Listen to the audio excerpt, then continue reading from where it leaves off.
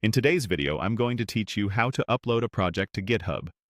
By the end, you'll have a repository set up and your first changes saved in the cloud using GitHub codespaces, all from your browser. Start on your GitHub dashboard. Make sure you're signed in, then look for the New button to create a repository. This opens the Create a New Repository page.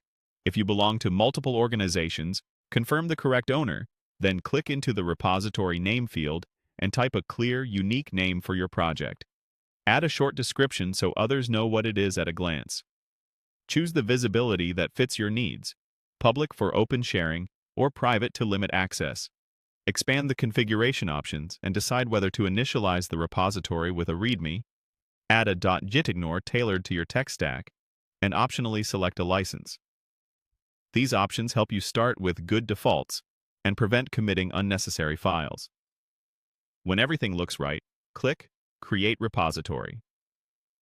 On your new repository page, use the Create a Codespace option. This spins up a cloud development environment without installing anything locally. Click Start Coding, then Create New Codespace, and wait a moment while it prepares. You'll land in a browser version of Visual Studio Code connected directly to your repository.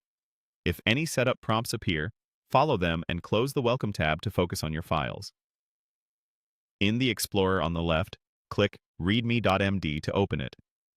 Use the Edit control to begin typing, and add a quick introduction to your project, what it does, how to run it, or who it's for. Save your changes.